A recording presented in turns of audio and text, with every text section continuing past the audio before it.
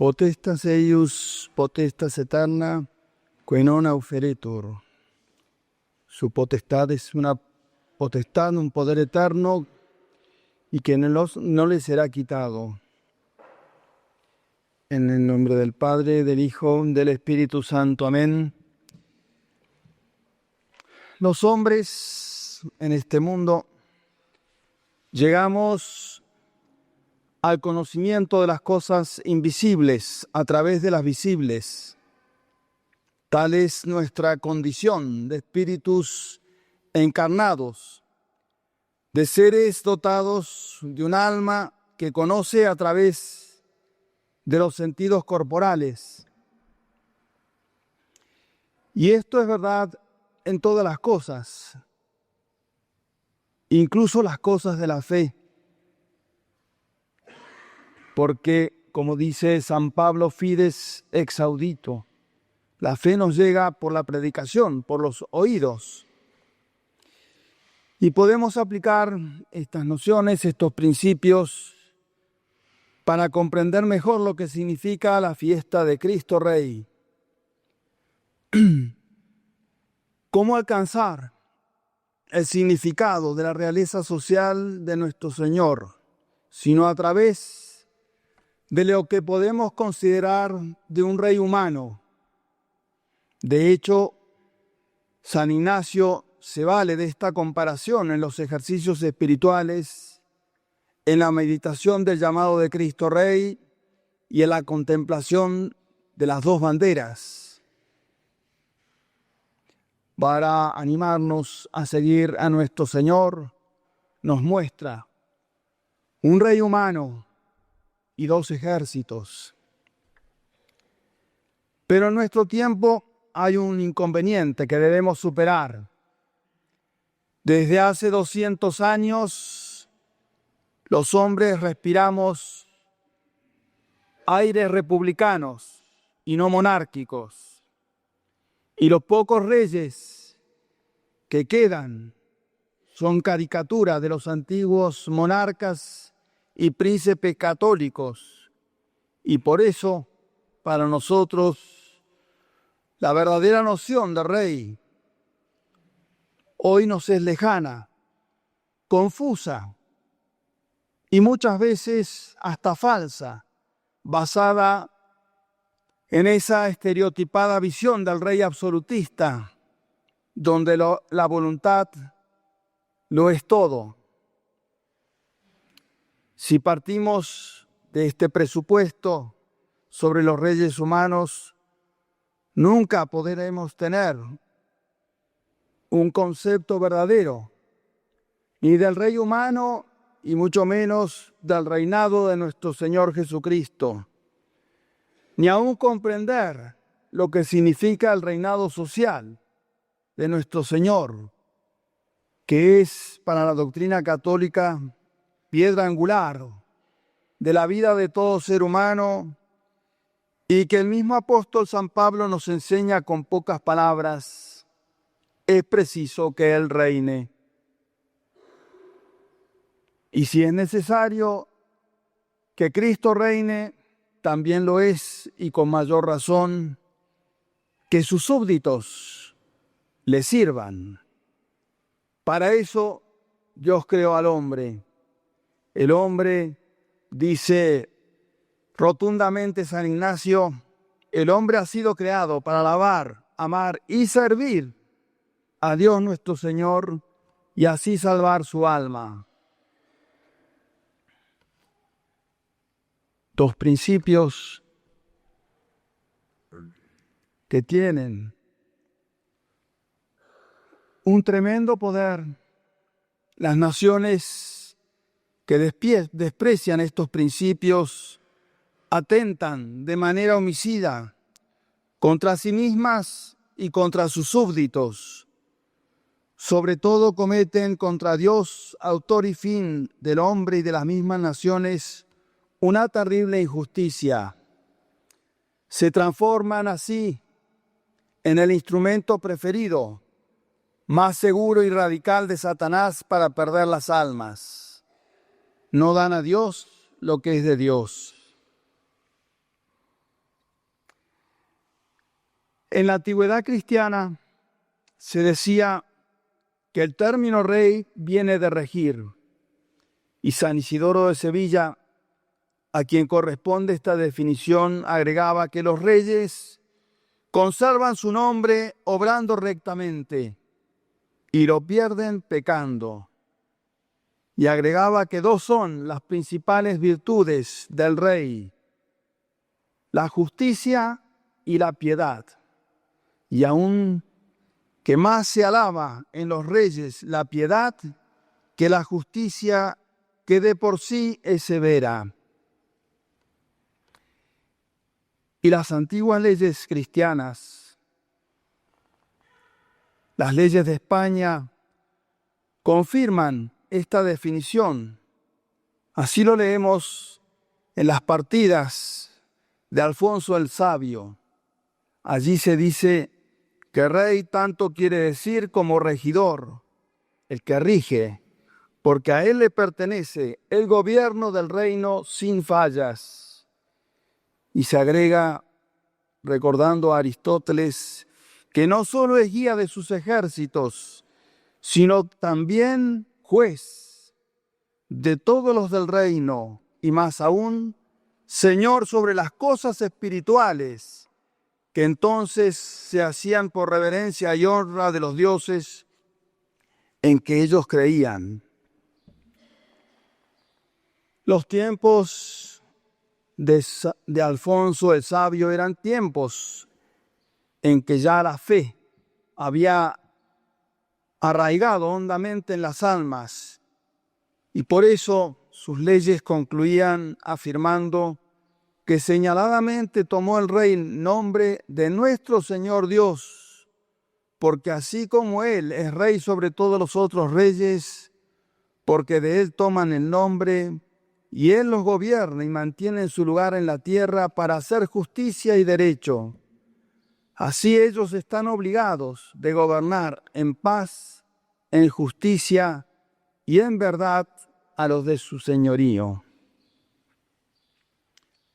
Se hacía así público testimonio, acatamiento de aquellas palabras de la Sagrada Escritura, las primeras palabras de los Proverbios: por mí reinan los reyes y los magistrados administran justicia.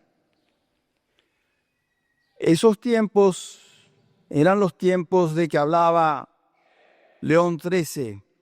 Tiempos, decía él, en que la filosofía del Evangelio gobernaba las naciones y la sabiduría y virtud divina de Cristo habían compenetrado las leyes, las instituciones, las costumbres de los pueblos, impregnando todas las capas sociales y todas las manifestaciones de la vida de las naciones, y la religión fundada por Jesucristo ocupaba el sitial de dignidad que le correspondía, floreciendo gracias al favor de los príncipes. Es que los príncipes, los reyes, los señores de entonces, los gobernadores, eran conscientes de ser en primer lugar ministros de Dios. Los reyes gobernaban según la ley evangélica. Dios entonces era el primer servido, y así su gracia descendía sobre los príncipes y a través de ellos a todos los súbditos. Y la verdad dirigía todas sus obras, había paz, justicia, virtud. La sociedad toda daba a Dios lo que es de Dios y al César lo que es de César. Enseña Santo Tomás que el bien y salud de una multitud que vive junta es conservarse conforme y unida, que es lo que llamamos paz. Y esta ha de ser la principal intención del que gobierna, procurar la unión que nace de la paz. Y esto se logra por la monarquía, el gobierno de uno solo. Y así se dieron esos tiempos de santos reyes, de San Edmundo y San Eduardo, de San Esteban y San Ricardo, de San Wenceslao y San Luis, las épocas de santas reinas, Santa Clotilde, Santa Margarita, Santa Matilde, Santa Elena, fueron las épocas de Isabel la Católica y más cerca nuestro, de García Moreno. ¿Cuál era la raíz de esta paz y progreso de todo el pueblo en la virtud? El catolicismo. Ese gran presidente de Ecuador que fue García Moreno lo dice en un discurso cuando, forzado por su pueblo, acepta una segunda presidencia durante la cual morirá mártir por sus convicciones. Decíanos en esa ocasión: la moralidad y la energía del pueblo va cobrando nuevo vigor en la fuerte regeneradora del catolicismo. Sobre todo la fe en Dios, la cual no nos ha abandonado jamás. Ved aquí los medios con que cuento para cumplir mi juramento, mi deber de gobernante. Feliz yo, decía él, si logro sellarlo con mi sangre en defensa de nuestro augusto símbolo, religión y patria. Y Dios le concedió esa gracia de morir mártir por la fe y por su patria. Los bienes, la gracia de Dios, decíamos, bajan a los hombres ordenadamente, jerárquicamente, primero a sus gobernantes y por medio de ello a sus súbditos.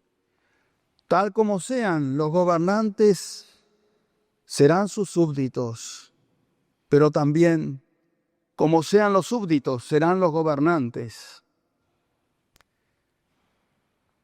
Por eso los reyes, conscientes de su enorme responsabilidad, del durísimo juicio que les espera por el cargo que ostentan, que tienen en nombre de Dios, los reyes, al momento de hacer testamento, amonestaban a sus sucesores para cumplir su primer deber, de defender la ley de Dios, de defender la Iglesia. Isabel la Católica decía a su hija: ruego y mando a dicha princesa y a su esposo el príncipe, que como católicos príncipes tengan cuidado de las cosas, de la honra de Dios y de su santa fe, celando y procurando la guarda, defensa, ensalzamiento de ella, porque estamos obligados a poner las personas, vida y lo que tuviéramos para que sean obedientes a los mandamientos de la Santa Madre Iglesia y que sean sus protectores y defensores. Reconocían la primacía de la ley divina sobre las leyes humanas, la subordinación de su poder al de Dios, por quien reinan los reyes. Y en este sentido, no deja de ser admirable, sintomática la voluntad de Dios, nuestro Señor, que desde la cuna quiso que los hombres le reconocieran como Rey. Para nosotros es providencial que así se nos muestre cuáles son las palabras que emplean los reyes para averiguar el lugar donde Él se encuentra. ¿Dónde está el Rey de los judíos que acaba de nacer? Y al fin de su vida, nuestro Señor ratifica esta verdad. Las palabras que cruzan nuestro Señor y Pilatos: por tanto, ¿eres tu Rey? Y su respuesta majestuosa, señorial: tú lo has dicho, yo soy Rey, Yo para esto nací y vine al mundo. La contestación llevó a Pilatos, a pesar de las quejas de los judíos, a proclamar su realeza con el título público de su reinado en las 3 lenguas universales. Es evidente que hoy los gobernantes, quienes dirigen las naciones, niegan esta sumisión y reconocimiento de Cristo como Rey. Han recibido todo su poder de Él. Aún los malos, aún los díscolos. Cristo le dice a Pilatos: no tendrías poder si no te hubieras sido dado de lo alto.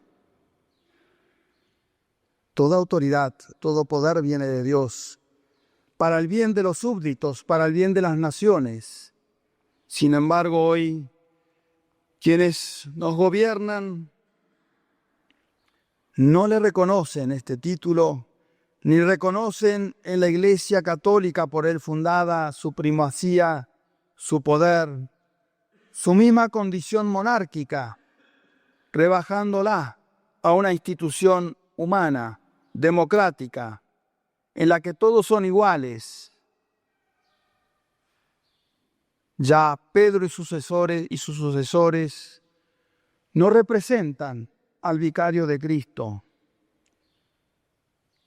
Y no debe ser una novedad, ni extrañarnos nosotros de esto. El rey David lo advertía: ¿por qué se amotinan las gentes y trazan las naciones planes vanos? Se reúnen los reyes de la tierra y a una se confabulan los príncipes contra Yahvé y contra su ungido.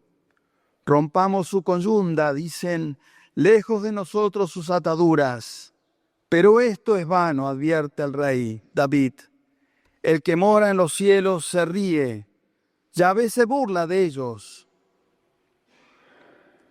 Todo esto es consecuencia de los pecados de los hombres, porque nos dice la Sagrada Escritura que los impíos llegan al poder por permisión divina en castigo del pecado. Oseas lo recuerda: te di rey en mi furor. Y en el libro de Job leemos que Dios hace que reine un hombre hipócrita por los pecados del pueblo. Fácil es echarle la culpa a los que gobiernan, sin hacer nosotros nuestro propio examen de conciencia. La paz de Cristo es solo posible en el reino de Cristo. El reino de Cristo es su iglesia, la única depositaria de todo su poder, de toda su verdad. Y para que vuelvan las naciones a ser católicas y gobernadas por católicos, y cese la tiranía de los impíos, es necesario, dice Santo Tomás, que los súbditos dejen de pecar y vuelvan a la vida virtuosa. Que adhieran a la ley de Dios, adhieran a su iglesia. Para entender mejor esto, conviene volver al símil del reinado terrestre y recordar la semejanza que Santo Tomás enseña del gobierno de los hombres respecto al de Dios, y así comprenderemos también mejor lo que es el reinado de nuestro Señor Jesucristo. Santo Tomás, hablando del reino de los hombres, dice que una vez creado el reino, 3 oficios principales caben al rey, y el primero es establecer no la abundancia de bienes materiales, ni de conocimientos ni aún la salud corporal, sino establecer un régimen de vida virtuosa para todos los súbditos como medio para alcanzar su último fin, que es la bienaventuranza eterna. Pero, dice Santo Tomás, como esto último escapa al poder de la virtud humana, sino que es virtud superior, sobrenatural, el guiar a este fin no será del gobierno humano, sino del divino. Le pertenece a Cristo, dice él, y a quien él asignó este poder, los sacerdotes y en particular el supremo sacerdote, Cristo y su vicario, el Papa. Ahora bien, para lograr la vida virtuosa, el primer medio es la paz, porque sin ella la práctica de la virtud se vuelve demasiado ardua, dice Santo Tomás, y para ello se atribuye al rey los tres poderes con los que dirige a los súbditos a la virtud: el poder legislativo, el poder judicial y el ejecutivo, todos los cuales practicó nuestro Señor y depositó en su iglesia. Establecida así la vida virtuosa, enseña Santo Tomás que el rey tiene un segundo oficio, que es procurar, conservar este reino en la vida virtuosa. Y a esto se oponen, dice él, se oponen tres obstáculos que el rey debe vencer: la mortalidad de los hombres y su pérdida de energía y vitalidad, la malicia de las voluntades y los enemigos exteriores. Y el rey debe contrarrestar estas cosas, en primer lugar, favoreciendo el crecimiento de la población, el recambio de los hombres en sus trabajos, el castigo de los malos y el estímulo de los virtuosos. Y si eso es así en el reino terrenal, en el ámbito de la iglesia, Jesucristo provee a estas mismas cosas por los sacramentos. El bautismo, que nos regenera a la vida sobrenatural, el orden sagrado, la confirmación, la jerarquía eclesiástica, el tribunal de la penitencia, el poder judicial y doctrinal que Dios otorgó a su iglesia para que juzgue de los enemigos internos y externos y acerca de las falsas doctrinas. Por último, el tercer oficio del rey es promover este bienestar ya establecido y conservado, lo cual se consigue, dice el doctor Angélico, si en lo que se ha hecho hay algo desordenado y se corrige, si faltando algo se suple, y si algo pudiendo hacerse mejor, lo procura perfeccionar. Por lo cual recuerda las palabras del apóstol que amonestan a los fieles que deseen y procuren aumentar en los dones del Espíritu Santo. Y Cristo provee de estas cosas a la sociedad de los hombres por medio de su iglesia. Él la perfeccionó enviando al Espíritu Santo el día de Pentecostés, que la conduce con seguridad y verdad hasta su fin. Suple la ignorancia nuestra por la predicación, la enseñanza. Corrige el error por la verdadera doctrina. Corrige los vicios y las malas costumbres por medio del ejemplo de sus pastores.